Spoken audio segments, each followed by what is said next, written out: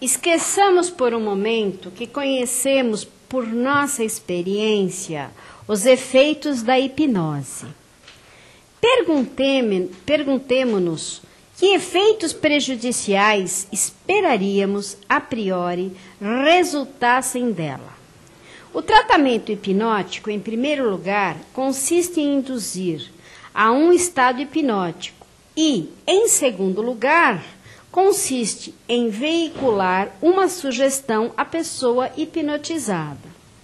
Então, assim, aqui Freud está explicando o que é a hipnose.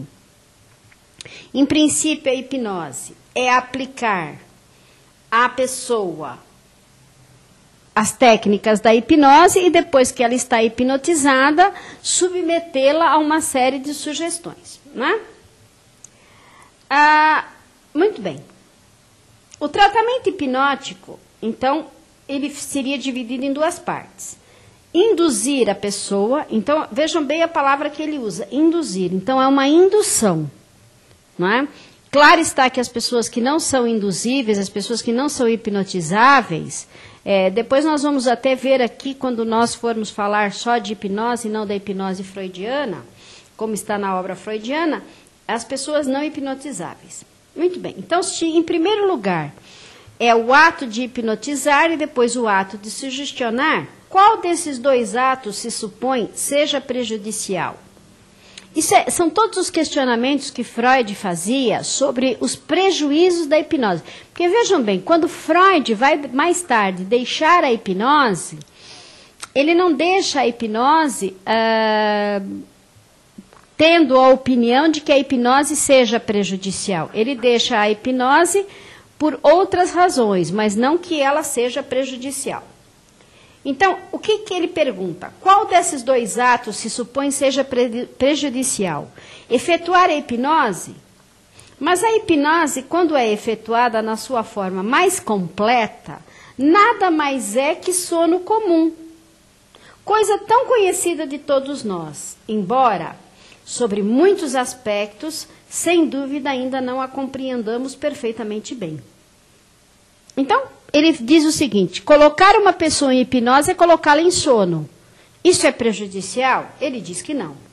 E por outro lado, quando menos completamente desenvolvida, a hipnose corresponde às diferentes fases do processo do sono, do processo de adormecer.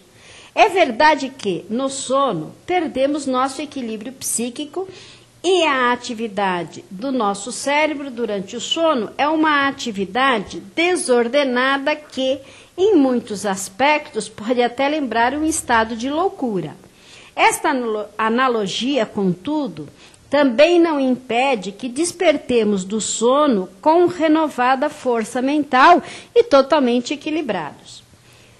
Se fôssemos seguir as opiniões do Dr. Meinhardt acerca dos efeitos prejudiciais da redução da atividade cortical e da origem que ele atribui à euforia hipnótica, nós, médicos, realmente teríamos toda a razão em manter insones as pessoas. Porém, até agora, as pessoas ainda preferem dormir e não temos por que recear que os perigos da terapia hipnótica se situem no ato de hipnotizar. E comunicar uma sugestão, seria este o fator prejudicial? Então, agora Freud, primeiro ele analisa se colocar uma pessoa em hipnose é prejudicial. E ele conclui que não. Agora ele analisa se dar sugestões para essa pessoa é prejudicial ou não. Ele diz: isto é impossível, pois o fato notório que os ataques da oposição, de modo algum, são dirigidos contra a sugestão. Como se sabe, o uso da sugestão tem sido uma coisa familiar aos médicos desde as épocas imemoriais. Todos nós, constantemente, estamos dando sugestões, dizem eles. E realmente um médico, mesmo que não pratique a hipnose, nunca se sente mais satisfeito do que depois de haver reprimido um sintoma, removendo da atenção de um paciente mediante o poder de sua personalidade e a influência de suas palavras e a influência de sua autoridade. Por que não deveria, então, o médico procurar exercer sistematicamente a influência que sempre lhe parece tão desejável, quando, de resto, a todo momento tropeça nela inadvertidamente? Entretanto, talvez é a sugestão, de qualquer modo, o elemento passível de objeções. A supressão pelo médico de uma personalidade livre, supressão que ao mesmo tempo conserva um poder dirigente sobre o cérebro adormecido em sono artificial. É deveras interessante ver os mais ardorosos deterministas defendendo, de repente, o periclitante livre-arbítrio pessoal e constatar que psiquiatras habituados a sufocar a atividade mental de livre aspiração de seus pacientes com grandes doses de brometos, morfina e hidrato de cloral, passam a acusar a influência da sugestão como coisa degradante tanto para o paciente como para o médico. Então, assim, o que Freud está dizendo aqui? Freud está dizendo que os médicos atacam, que eles atacavam, no caso, uma parte da hipnose, que era a sugestão, porque diziam que o médico estaria dando sugestões que iriam ferir o livre-arbítrio dos seus clientes. E aí ele diz o seguinte: mas e quando os psiquiatras dão os remédios que as pessoas ficam completamente dopadas, também não estão ferindo o seu livre-arbítrio? Também não estariam fazendo a mesma coisa? Então Freud faz esse questionamento. No caso, ele fala daqui dos medicamentos da época, quando ele diz assim: os psiquiatras habituados a dar aos seus pacientes grandes doses de brometos, morfina e hidrato de cloral. Então, o Freud compara esses medicamentos que os psiquiatras davam naquela época como também sendo medicamentos que embotavam as pessoas, tiravam do seu perfeito. E é então realmente possível esquecer que a supressão da independência de um paciente pela sugestão da hipnose é sempre e apenas uma supressão parcial, que ele visa aos sintomas de uma doença que, entre aspas, conforme foi mostrado em 100 de vezes, fecha aspas, toda a educação social dos seres humanos se baseia numa supressão de ideias e motivações impróprias para a sociedade e na substituição por outras, melhores, e que, diariamente, a vida produz em todas as pessoas efeitos psíquicos que, ainda que as atinjam no seu estado de vigília, nelas produzem modificações muito mais intensas do que aquelas produzidas pela sugestão do médico, que tenta eliminar uma ideia penosa ou angustiante, usando a eficácia de uma contra-ideia. Então, o Freud está dizendo que a sugestão é a mesma coisa que um médico que conscientemente tenta mudar a ideia dos seus clientes através do diálogo, através da fala do convencimento. Aí ele diz não. Não há nada de perigoso na terapia pela hipnose. Apenas o seu mau uso é que pode ser perigoso. E todo aquele que, na qualidade de médico, não confiar na escrupulidade ou retidão de sua intenção de evitar esse mau uso, agirá acertadamente mantendo-se à distância desse método terapêutico novo. Ou seja, o Freud está falando aqui da questão da ética, né?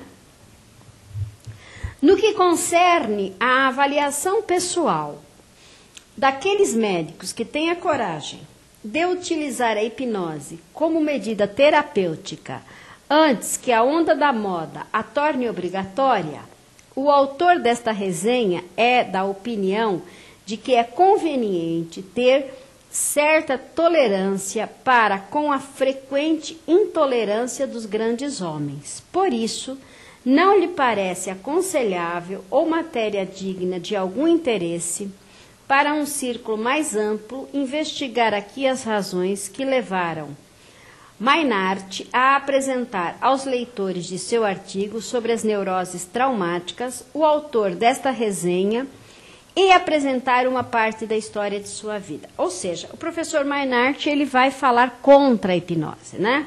O autor desta resenha julga ser mais importante a questão a favor de a hipnose ser exposta para aqueles que se habituaram a deixar que o seu julgamento sobre matéria científica seja determinado por uma grande autoridade e que talvez a isto tenham sido levados por uma correta percepção da inadequação do seu próprio discernimento. Propõe-se fazê-lo confrontando com a resistente autoridade do Dr. Maynard outros cientistas que se mostraram mais receptivos à hipnose.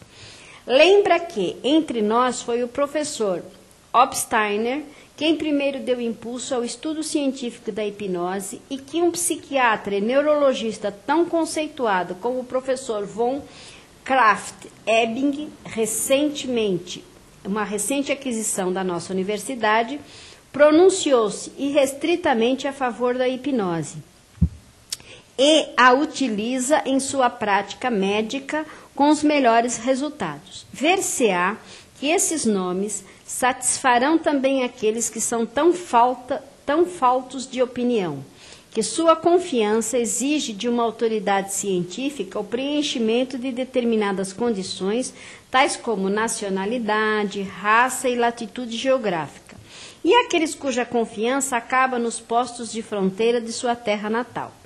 Então, aqui, de uma certa maneira, o Freud está fazendo uma forma jocosa, né, que ele traça e que ele diz que alguns cientistas têm uma dificuldade de aceitar uma coisa científica, um estudo científico da hipnose, porque grandes medalhões, grandes figurões, grandes cientistas da medicina se pronunciaram contra. Então, essas pessoas precisam da opinião dos outros para ter a sua própria opinião.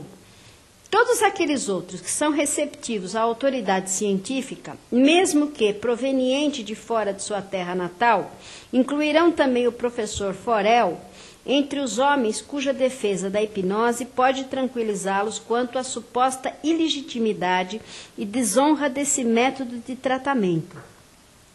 O autor desta resenha, em particular, quando se defrontou com os ataques do Dr. Maynard, sentiu que, apoiando a hipnose, está em boa companhia. O professor Forel é uma prova de que um homem pode ser um notável anatomista do cérebro e, não obstante, enxergar na hipnose algo mais do que um absurdo. Também não pode ser-lhe negada a qualificação de ser um médico de rigorosa formação em fisiologia, que Maynard muito amavelmente atribuiu no passado deste que escreve esta resenha. E assim, como o autor desta resenha retornou da iniquidade de Paris para cá, em estado corrompido, do mesmo modo, uma visita a Bernheim, em Nancy, constituiu para o professor Forel o ponto de partida da nova atividade a que devemos este excelente trabalho. O Freud está se referindo aqui à vinda dele de Paris, quando ele aprendeu a hipnose, né? E que ele traz, e como é que o professor Forel, Bernheim, né, e todos os outros viam a hipnose.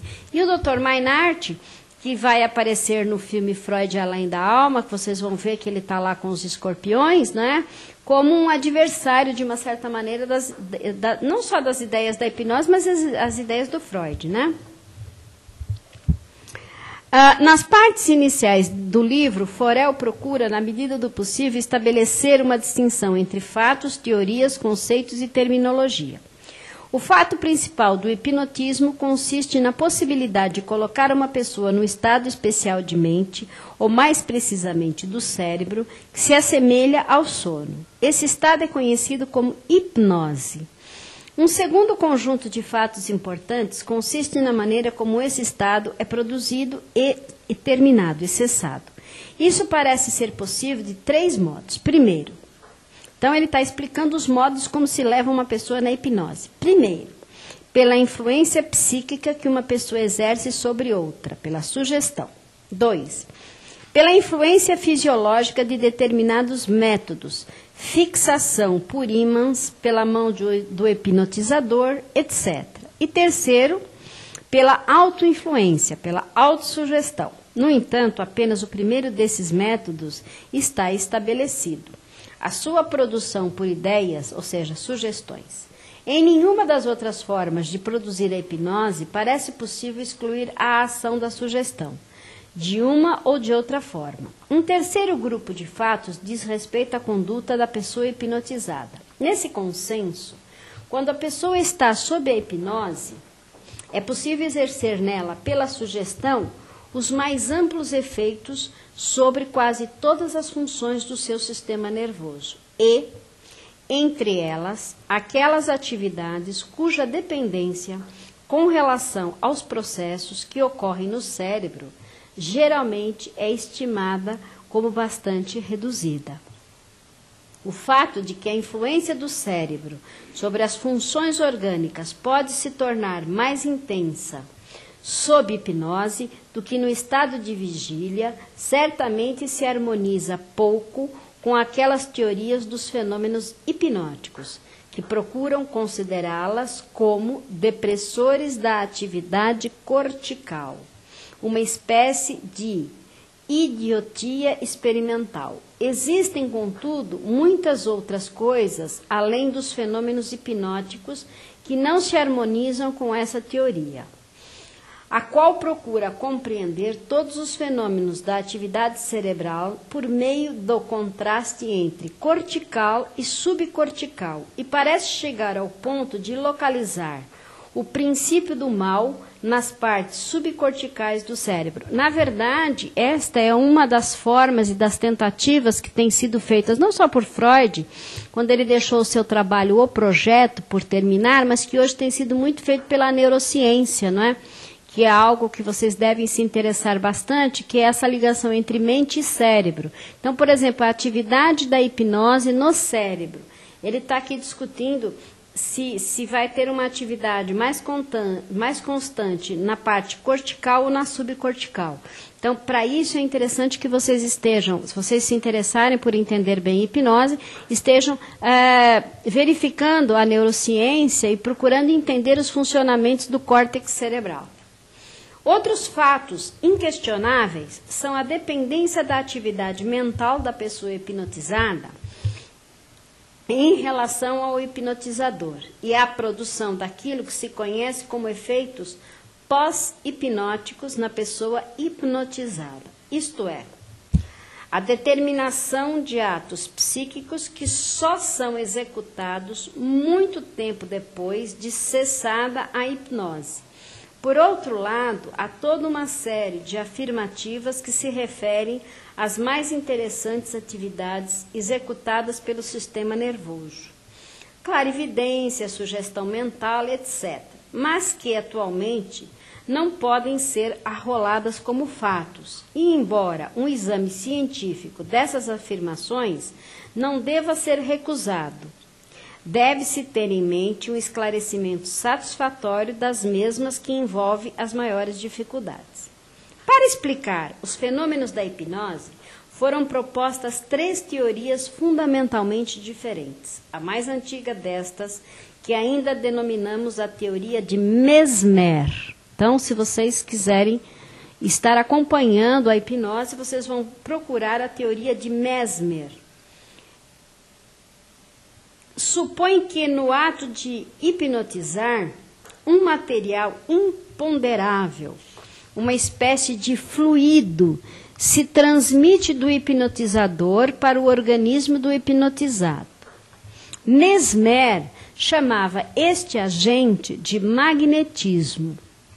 Sua teoria tornou-se tão estranha à nossa forma de pensamento científico contemporâneo que pode ser considerada como eliminada. Então, vocês vão ver que Freud até conhece a teoria do Mesmer. A teoria do Mesmer, ou do Mesmer, na verdade, ela é uma teoria que ela é usada dentro dos meios esotéricos. mas ela foi rejeitada pelo Freud, foi conhecida, mas ele desconsiderava a teoria do Mesmer. Uma segunda teoria somática explica os fenômenos hipnóticos com base nos reflexos medulares. Considera a hipnose um estado fisiológico modificado do sistema nervoso causado por estímulos externos, impacto da mão, fixidez da atividade sensorial, adução de ímãs, aplicação de metais e etc. Afirma que estímulos desse tipo só têm um efeito hipnogênico quando há uma peculiar disposição do sistema nervoso e, portanto, só os neuropatas, especialmente os histéricos, são hipnotizáveis. Despreza a influência das ideias na hipnose e descreve uma série típica de modificações puramente somáticas, que podem ser observadas durante o estado hipnótico. Conforme se sabe, e é a grande autoridade de Charcot que apoia essa concepção exclusivamente somática da hipnose. Forel, no entanto, formula suas concepções inteiramente numa terceira teoria. Então, vocês estão vendo que existe a primeira teoria, que seria a teoria magnética, que é do Mesmer, a teoria somática, que é do Charcot, não é? E a teoria sugestiva, que é do Forel. Então, vocês que têm interesse em conhecer a hipnose a fundo, muitos de vocês vão conhecer a hipnose pensando no Milton Erickson, que é uma coisa mais atual, né? Uma coisa desse século. Mas, na verdade, vocês estão vendo que a hipnose já era estudada muito antes do século XX, né? Então, a terceira hipótese, que é a de Forel, no entanto, formula suas concepções inteiramente numa terceira teoria, a teoria da sugestão, criada por Libaud e seus discípulos. Então, o Dr. Libaud criou os seus discípulos, que são Bernheim, Benot e Legois. Segundo essa teoria, todos os fenômenos da hipnose consistem efeitos psíquicos, efeitos de ideias que, intencionalmente ou não, são provocadas na pessoa hipnotizada. O estado de hipnose como tal é produzido não por estímulos externos, mas por uma sugestão. Não é exclusivo dos neuropatas. E por ser conseguido sem muita dificuldade na grande maioria das pessoas sadias, em resumo, o conceito de hipnotismo, tão impreciso até agora, deve ser equivalente ao conceito de sugestão. Deve ficar reservado à decisão de uma crítica mais aprofundada, saber se o conceito de sugestão realmente é menos impreciso do que o conceito de hipnotismo. Aqui é necessário apenas assinalar que um médico que deseja estudar a hipnose e a respeito dela, para formar uma opinião, indubitavelmente, de preferência, adotará em princípio a teoria da sugestão, pois será capaz de se convencer da correlação dos postulados que houveram na escola de Nancy a qualquer tempo, em seus próprios pacientes, ao passo que, provavelmente, com dificuldades, terá condições de confirmar como grande hipnotismo, por sua própria observação, os fenômenos descritos por Charcot, os quais parecem ocorrer somente em portadores da grande histeria. Então, o que ele diz aqui é que para as pessoas poderem praticar ou avaliar essas três teorias da hipnose, que a primeira ele descarta, que é o magnetismo do Mesmer, ou o mesmerismo, ele diz que a segunda, que é a somática do Charcot, também fica difícil, porque teria que ter um paciente com a grande histeria para que pudesse ser provada. Então, que o melhor é ficar com a do Forel, do Libaud, que é a teoria da sugestão hipnótica. A segunda parte do livro trata da sugestão. com admirável concisão e uma capacidade de descrição magistral e penetrante, cobre toda a área dos fenômenos psíquicos que foram observados em pessoas sob estado de hipnose. A chave para a compreensão da hipnose é dada pela teoria do sono normal, ou melhor, do adormecer normal. O Dr. Libaud, segundo o qual a hipnose se distingue somente pela inserção do relacionamento entre a pessoa hipnotizada e a pessoa que faz a hipnose, dessa teoria infere-se que toda pessoa é hipnotizável e que, para não se efetuar a hipnose, é necessário a presença de obstáculos especiais. É examinada a natureza desses obstáculos. Um desejo demasiadamente intenso de ser hipnotizado, tanto quanto uma grande resistência intencional e assim por diante. Ou seja, o Freud está dizendo aqui que nesse caso, então, segundo o Dr. Libaud e segundo o Dr. Forel, no livro do Forel, toda pessoa seria hipnotizável, exceto se houvesse uma vontade tão grande de ser hipnotizado que a vontade impedisse a hipnose, ou então um obstáculo psíquico como o medo de perder o controle. Então são discutidos os graus de hipnose, é revisada a relação entre o sono sugerido e os outros fenômenos da hipnose, na sua maior parte em completo acordo com Bernheim, cuja obra categorizada sobre a sugestão parece ter encontrado amplo círculo de leitores em sua tradução alemã. Os itens que abordam os efeitos da sugestão sob hipnose são igualmente apresentados sob a forma de resumos, extraídos de Bernheim. Contudo, são invariavelmente ilustrados com exemplos provenientes da experiência do próprio autor.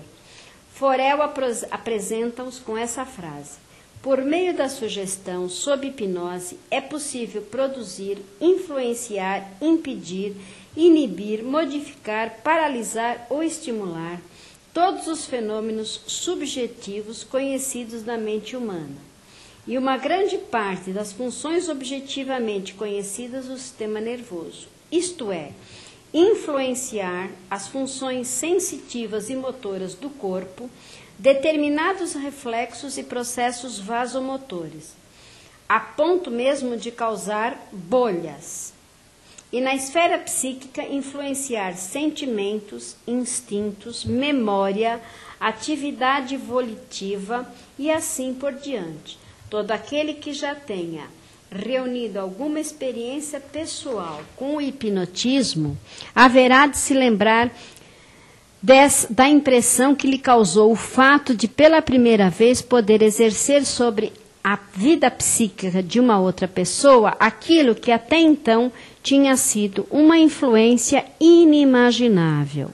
E ele pôde efetuar sobre uma mente humana um experimento numa forma tal que normalmente só é possível executar no corpo de um animal. É verdade que essa influência apenas raramente se efetua sem resistência da parte da pessoa hipnotizada. Esta não é um simples autômato. Muitas vezes empreende uma luta contra a sugestão e, por sua própria atividade, cria autossugestões, termo que, aliás, apenas parece enriquecer o conceito de sugestão, mas que, estritamente falando, é uma anulação do mesmo. São da maior importância as discussões que se seguem referente aos fenômenos da pós-hipnóticos, sugestões destinadas a produzir seu efeito após um tempo limite fixado, e a sugestão em estado de vigília. São um grupo de fenômenos cujo estudo já trouxe as mais valiosas conclusões acerca dos processos psíquicos normais dos seres humanos, embora sua interpretação ainda esteja sujeita a alguma controvérsia. Se o trabalho de Libaud e de seus discípulos não tiver produzido nada mais além do conhecimento desses fenômenos notáveis, embora ao mesmo tempo os fenômenos do dia a dia e do conhecimento, do enriquecimento da psicologia através de um novo método experimental. Então, mesmo executando qualquer alcance prático, esse trabalho já teria assegurado um lugar de destaque entre as descobertas científicas deste século. O pequeno livro de Forel contém toda uma série de comentários e conselhos oportunos sobre a aplicação prática do hipnotismo, os quais impõem a mais completa admiração da parte do seu autor. Só um médico que associa o mais completo domínio do seu difícil tema a uma firme convicção da importância deste é que poderia escrever dessa maneira. A técnica do hipnotismo não é tão fácil como se poderia supor pela conhecida crítica feita no primeiro debate de Berlim. Hipnotizar não é uma especialidade médica, pois até um pastor adolescente hipnotiza. É necessário estar imbuído de entusiasmo, paciência, grande certeza e de uma boa dose de estratagemas e inspiração. Aquele que tenta hipnotizar segundo um feitio carente de imaginação, que teme a desconfiança ou o escárnio da pessoa a ser hipnotizada, ou que já começa com um estado de ânimo vacilante, conseguirá pouca coisa. A pessoa a ser hipnotizada não deve ser nervosamente deixada em apuros. Pessoas muito nervosas são, ao menos, indicadas para realizar esse tipo de tratamento. Um procedimento competente e firme suprime todas as supostas más consequências do hipnotismo, conforme apropriadamente se expressou o Dr. Berylon, onde ele diz que, então aqui o que ele explica é o seguinte, que para hipnotizar realmente a pessoa não pode ser medrosa nem vacilante. Então, o hipnotizador, mesmo o médico que vai aplicar a hipnose, ele precisa ser uma pessoa de personalidade firme, de personalidade forte, uma pessoa sem ansiedade, uma pessoa bastante objetiva, bastante determinada e que esteja acreditando no processo.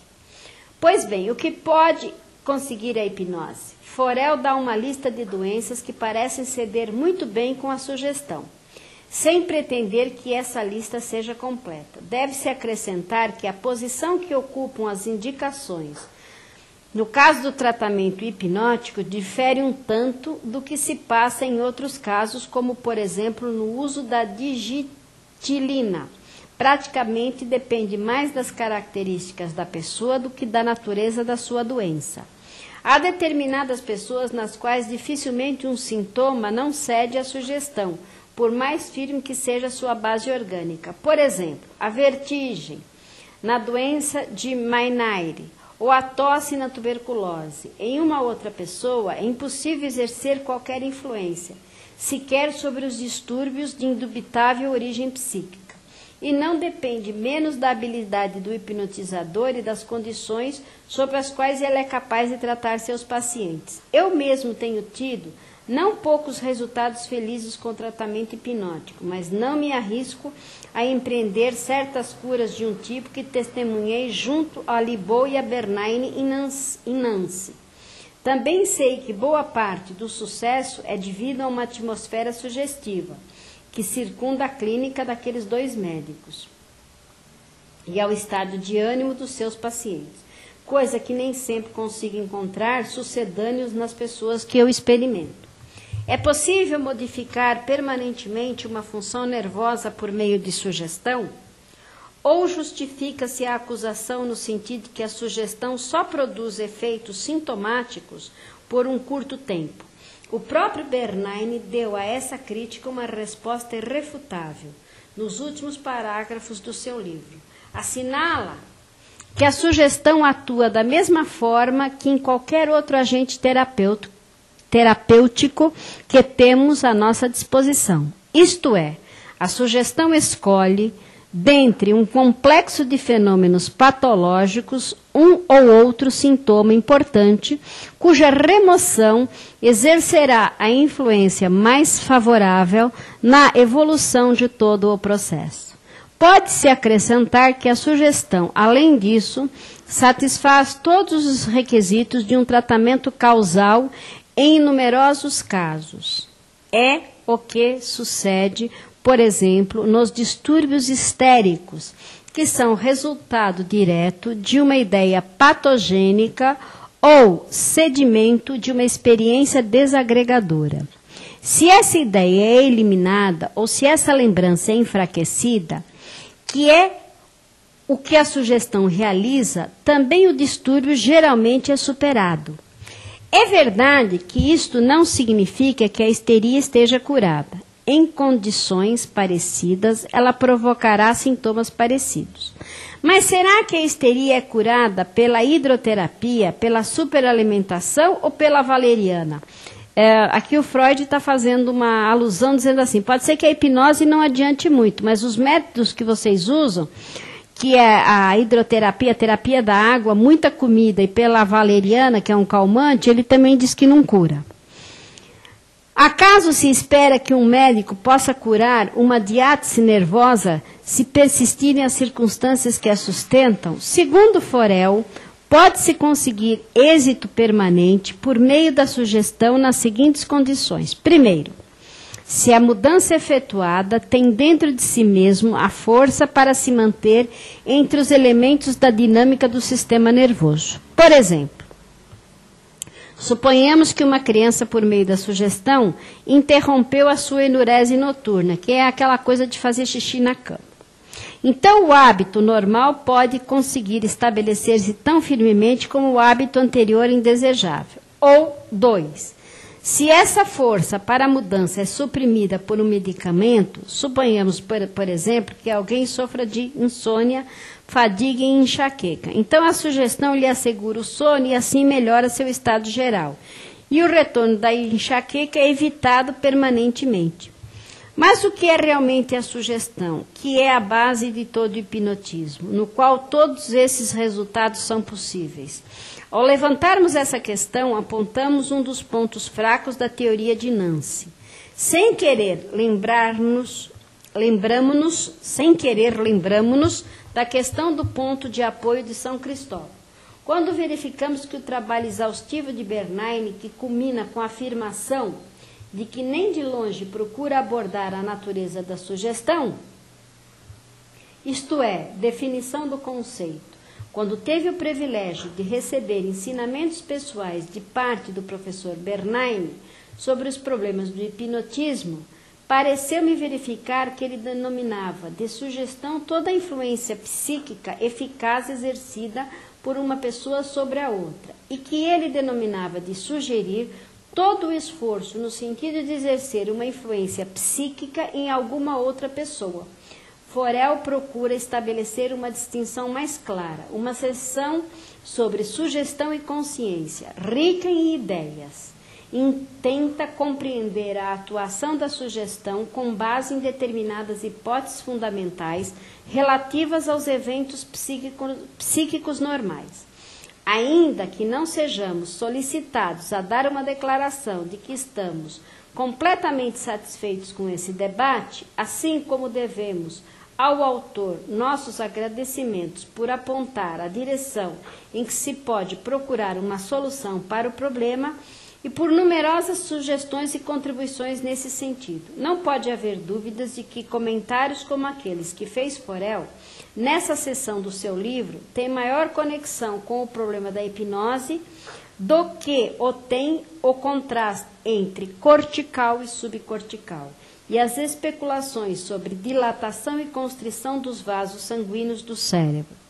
O livro termina com uma seção sobre a importância forense da sugestão. Conforme sabemos até o momento, os crimes sugeridos são simplesmente uma possibilidade, para a qual os juristas estão se preparando, e os autores de novelas podem prevê-los como não tão improváveis que não possam acontecer algum dia. De fato, em laboratório, não é difícil induzir um bom sonâmbulo a cometer um crime imaginário, mas depois das perspicazes críticas de Delfort aos experimentos de Lijoá deve permanecer em aberto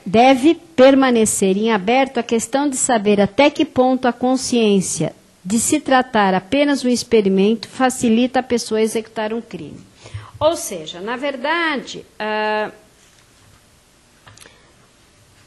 o que na verdade o Freud está querendo dizer aqui é que essa coisa de induzir uma pessoa a cometer um crime torna-se totalmente impossível, totalmente inverossímil. Naquela época, ainda se pesquisava a possibilidade de colocar uma pessoa em hipnose e tentar fazer com que ela cometesse um crime. E o Freud condena isso e diz que isso é uma coisa possível só para os novelistas, só para aqueles que vão escrever sobre hipnose e vão inventar novelas, mas que na verdade isso torna-se impossível.